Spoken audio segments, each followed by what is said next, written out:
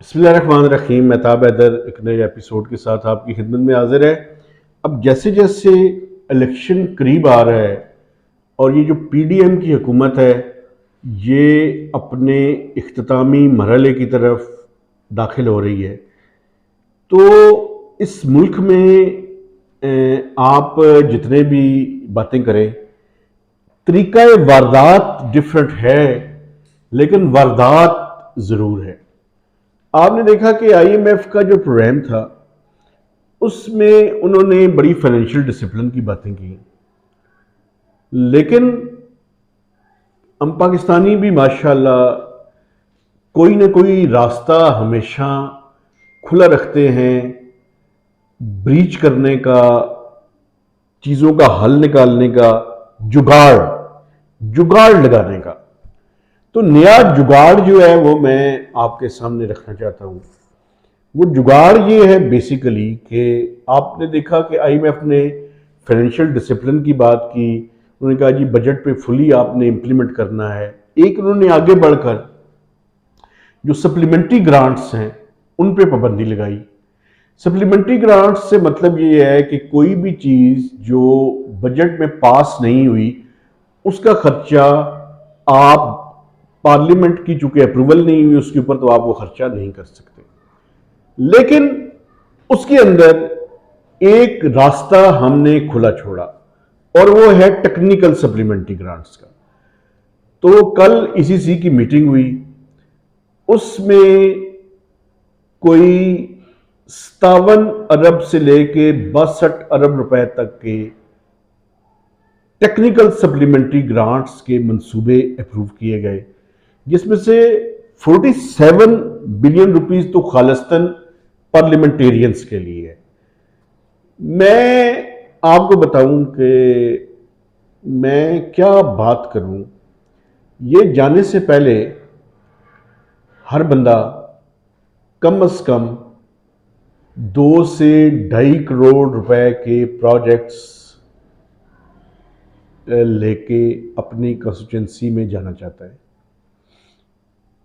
8 अगस्त की डेडलाइन है। कल ईसीसी ने टेक्निकल सप्लीमेंट्री ग्रांट 47 अरब रुपए की मंजूरी दे दी है। ये 47 के 47 अरब रुपए पार्लियामेंटेरियंस की कॉन्स्टिट्यूंसीज में जो मुतलका डीसीज हैं उनके पास, क्योंकि वो प्रोजेक्ट डायरेक्टर होते हैं, ये जो सैप के नाम से एसडीजीज अचीवमेंट प्रोग्राम है, ये बेसिकली वोटर्स के लिए छोटी छोटी स्कीम्स, पता नहीं कितने पैसे लगते हैं, प्रॉपर मॉनिटरिंग इसकी है नहीं। ये तमाम खासकर मुस्लिम लीग नून और पीपल्स पार्टी प्रोबेबली उन और जो अलाइज हैं जेयूआई के और बाकी सारे 13 मुख्तलिफ जमातें हैं, उनके जो एमएनएज हैं इंक्लूडिंग जो अपोजिशन लीडर हैं उनके पास, उनके जो प्रोजेक्ट डायरेक्टर्स हैं डीसीज रिस्पेक्टिव डिस्ट्रिक्ट्स के अंदर, उनके पास ये पैसे चले जाएंगे और ये इलेक्शन कैंपेन से पहले पहले उन प्रोजेक्ट्स पे कोशिश करेंगे कि उनके अकाउंट्स में ट्रांसफ़र करके ये शुरू कर दें और इलेक्शन कमीशन ऑफ पाकिस्तान इस पे कोई एतराज़ ना कर सके कि ये आपने इलेक्शन की कैंपेन के लिए ये पैसे इस्तेमाल किए। उससे पहले पहले ये सारी चीज़ें फाइनल करना चाहते हैं। हम जुगाड़ लगाने के बड़े माहिर हैं। सिर्फ यही नहीं किया, 10 अरब रुपए की एक और technical supplementary grant prime minister का जो लोन प्रोग्राम है उसके लिए भी कल अप्रूव हुए। ये भी अगर आप इसको कहें तो मैं यही कहूँगा कि यूथ लोन का प्रोग्राम है ये भी पॉलिटिकली मोटिवेटेड प्रोग्राम है और इसका मकसद भी अपने वोटर्स को खुश करना है at the cost of national exchequer. नीयतों का मसला है, प्रोग्राम का डिज़ाइन पे शायद इतने प्रॉब्लम्स ना हो, लेकिन आप जानने वाले हैं, मेहरबानी करके आप अपना वो जो जुगाड़ लगाने वाला काम है उससे जान छुड़ा के और पाकिस्तान की इकॉनमी पे जहां आपने ठीक काम किए हैं, वो पॉलिटिकल कैपिटल भी आपने लगाया है, ये बात बिल्कुल ठीक है। अभी रिसेंटली आप देखें कि बिजली की कीमत भी बढ़ाई है, लेकिन एक बात मैं कहना चाहता हूँ ये बिजली के ऊपर, बिजली की कीमत बढ़ाना इस मसले का हल नहीं है। इस मसले का हल एक शॉर्ट टर्म है, एक मीडियम टर्म है, एक लॉन्ग टर्म है। शॉर्ट टर्म में जो सीधी सीधी इस मुल्क के अंदर पावर सेक्टर के अंदर डकैतियां हो रही हैं, उनको बंद करना है। मसलन मैं आपको मुतअद्दिद मिसालें दे सकता हूँ, चंद मिसालें मैं आपके सामने रखता हूँ। ये जो वापडा के एम्प्लॉयज हैं मुफ्त बिजली ले रहे हैं, ये कम से कम बंद कर दें, उनको पैसे देने शुरू कर दें। ये जो डिस्कोज हैं, इनके जो बोर्ड्स हैं, ये पॉलिटिकल मोटिवेटेड लोगों पे मबनी ना लगाएं, प्रोफेशनल्स को हायर करें, उनके केपीआईज बनाएं।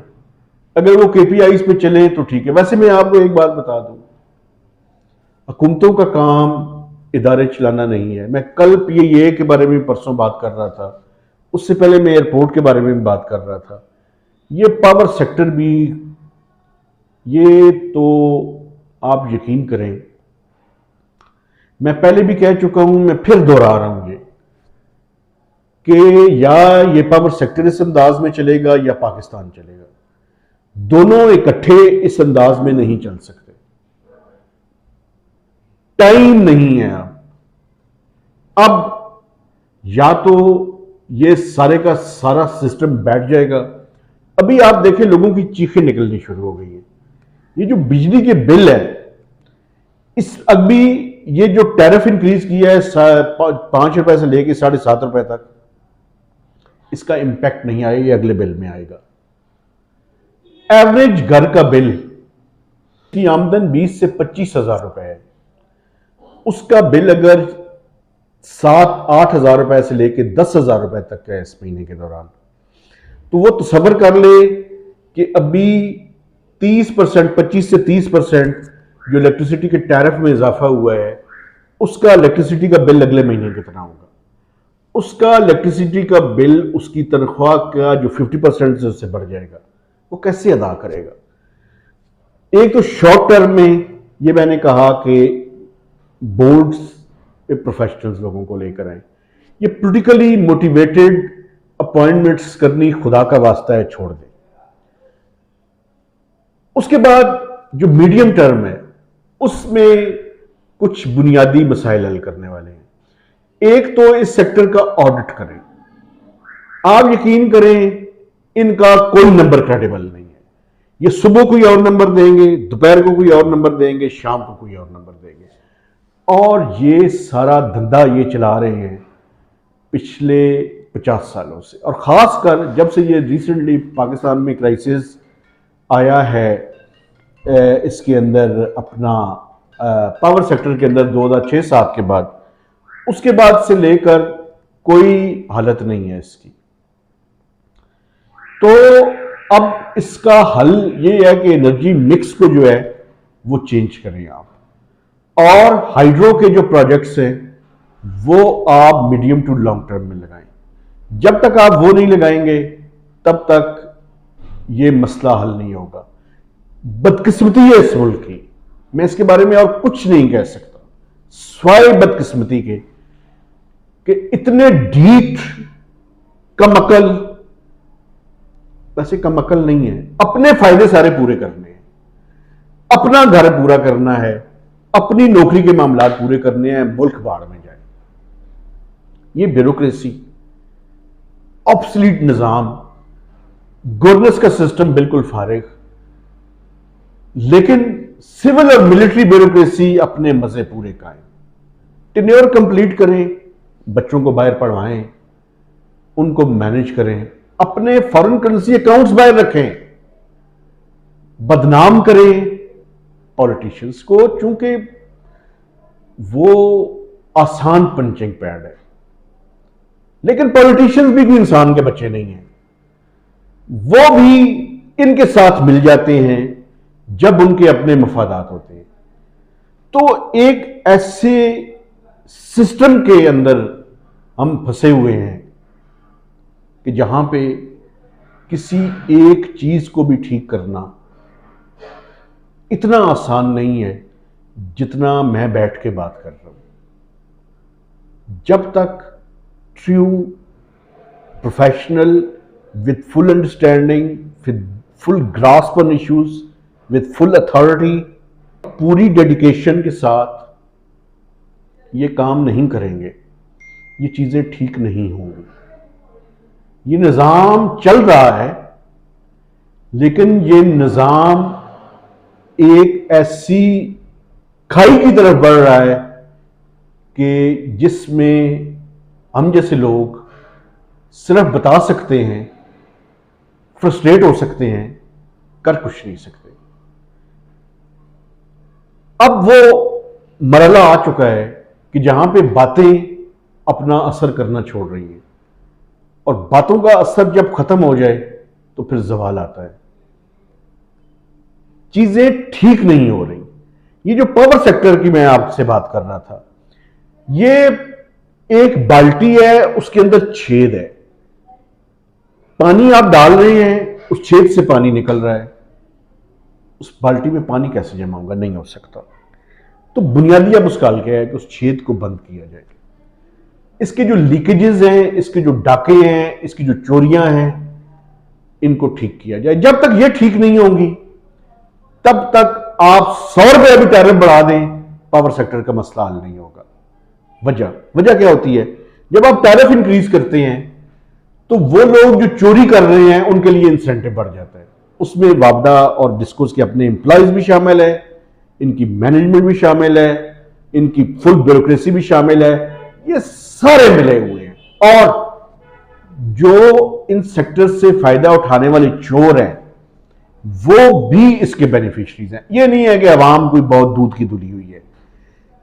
जिसका खांचा जहां पे लगा हुआ है उसने वहां से फायदा उठाना है और उसके बाद अपनी चीजों को सीधा कर लेना है।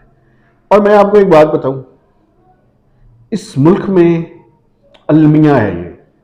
आप लोगों से बैठ के बात करें, अगर आप उनसे कोई कलेक्टिव किस्म की विजडम की और कलेक्टिव कोई इंप्रूवमेंट की बात कर रहे हो, बेवकूफ समझते हैं आपको। वो कहते हैं अपनी जात को इंप्रूव करें, अपने आप को इंप्रूव करें, बाढ़ में जाए बाकी सारी बातें। इस तरह से चीजें ठीक नहीं होंगी। इस तरह से बिल्कुल चीजें ठीक नहीं होंगी। इस तरह से चीजें मजीद खराब होंगी। जो इस मुल्क के चाचे और मामे हैं उनकी जिम्मेदारी सबसे ज्यादा है। जो इस मुल्क की पावरफुल एलीट है, मिलिट्री स्टैब्लिशमेंट सबसे ज्यादा, उसके बाद सिविल ब्यूरोक्रेसी, उसके बाद पॉलिटिशियंस, उसके बाद हम साफी, वैसे और इन हम सबसे ऊपर माशाल्लाह जुडिशरी। उनका तो अपना ही एक धंधा है, अपनी एक दुनिया है। पता नहीं उस सिस्टम का हिस्सा है, ये सिस्टम से अबव है, ये पता नहीं क्या है। I don't know. मुझे लीगल चीज़ों के बारे में नहीं पता, लेकिन they are part of problem, they are not part of solution. मुझे इतना पता है। और ऊपर से चाहते ये है कि उनको एक होली काऊ के तौर पे ट्रीट किया जाए, उनके बारे में बात ना की जाए। क्यों ना की जाए भाई? कई हजार केसेस आपके पास पड़े हुए हैं और आप चाहते हैं कि आपके बारे में बात ना की जाए। क्यों ना की जाए? अपने गिरेबान में जा। मैं साफी हूं, मुझे अपने गिरेबान में जानना चाहिए।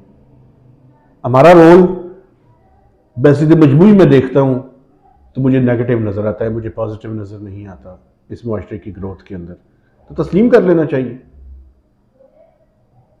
बजाय इसके कि मैं एक्सक्यूजेस देता हूं। नहीं हम बहुत नहीं अच्छे, हम कलेक्टिवली हम अच्छे नहीं हैं। इंडिविजुअल ऑफ कोर्स बहुत ज़बरदस्त लोग हैं इस प्रोफेशन के अंदर, लेकिन कलेक्टिव जो हमारा रोल है वो उस हद तक नहीं है जिस हद तक होना चाहिए। अगर हम कलेक्टिव अपने रोल को बेहतर कर लें तो शायद इस मुल्क की हालत बेहतर हो जाए।